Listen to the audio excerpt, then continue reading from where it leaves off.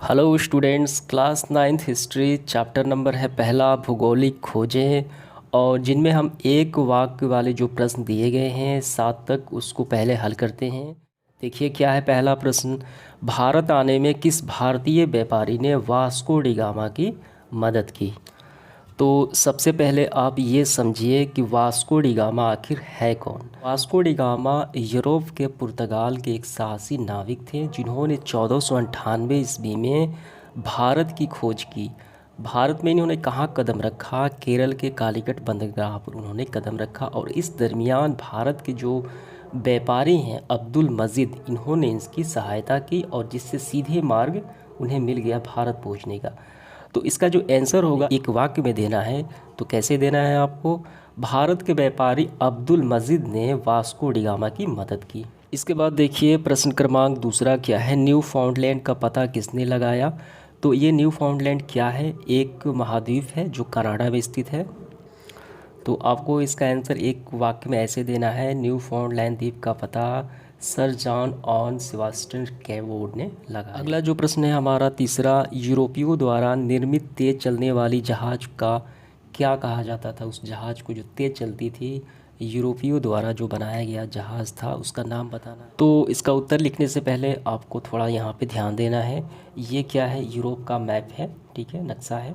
और यूरोप क्षेत्र में कौन कौन से देश आते हैं? देखिए यूरोप में ये भाग है, आइसलैंड आता है, स्वीडन, फिनलैंड, ठीक है, फ्रांस भी आता है। कहाँ पे? यूरोप में ही स्थित है। और इसमें देश स्थित है, देखिए, स्पेन, पुर्तगाल। तो मेरा मकसद ये दिखाने का है कि यूरोप जो पुर्तगाल जो है वो यूरोप का ही भाग है। पूछा गया हमें, ये प्रश्न पूछा गया कि यूरोप में जो तेज़ चलने वाली जहाज़ें थी उनका क्या नाम था, ठीक है। यानी जो पुर्तगाल में जो जहाज़ें बनी थी, पुर्तगाल कहाँ है? तो पुर्तगाल यूरोप में है, ठीक है।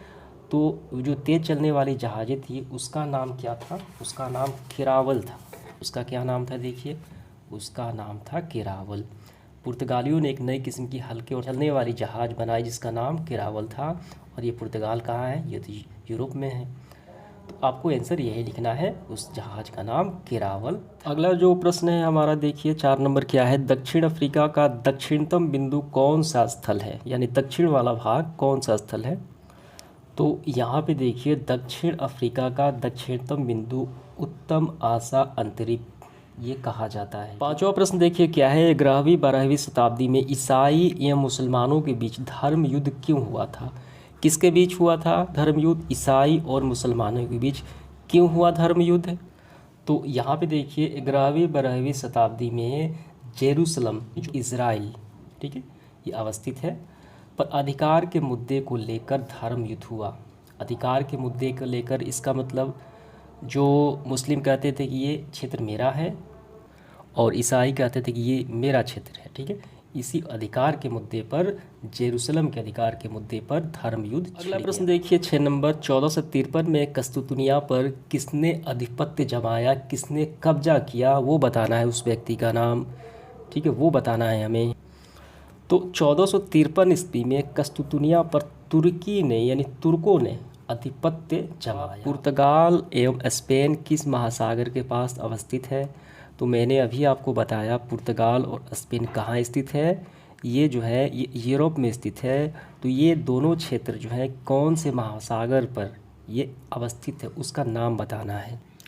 तो यहाँ पे देखिए ये है पूरा यूरोप और इनके सारे देश हैं। तो ये रहा पुर्तगाल और ये रहा स्पेन, ये दोनों पास में ही हैं। तो देखिए कौन सा ये महासागर है, अटलांटिक महासागर है, ठीक है। आइए इसको गूगल मैप पे भी अच्छे से हम लोग देख लेते हैं। स्थित है पुर्तगाल और स्पेन, और ये जो है महासागर इसका नाम है नॉर्थ अटलांटिक महासागर।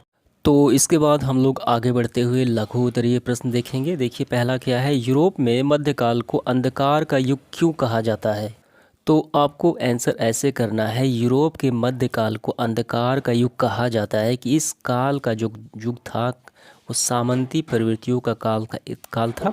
इस काल में न तो व्यापार वाणिज्य की गतिशीलता थी, यानी विकास नहीं था, न ही धर्म का स्वरूप उदार और मानवीय था। पृथ्वी के बारे में विज्ञान काफ़ी कम था और अंधविश्वास से युक्त था।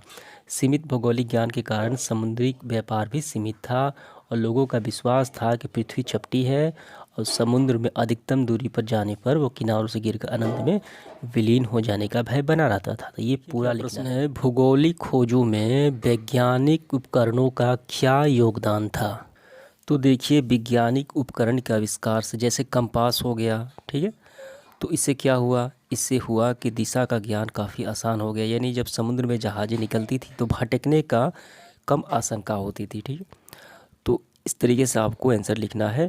भौगोलिक खोजों में विस्तार में सरलता हुई, ठीक है। सबसे बड़ा योगदान कंपास का था। ये सारे आपको आंसर लिख लेना है। अगला प्रश्न देखिए क्या है, तीसरा, भौगोलिक खोजों ने व्यापार वाणिज्य पर किस प्रकार प्रभाव डाले।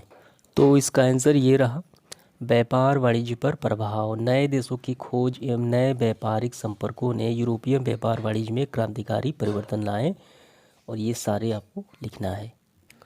तो इसका आंसर हमें इस तरीके से करना है, भौगोलिक खोजों ने यूरोपियनों की भ्रांतियों का अंत कर दिया और चर्च द्वारा फैलाई गई। पांचवा प्रश्न क्या है, भौगोलिक खोजों ने किस प्रकार विश्व के मानचित्र में परिवर्तन लाया।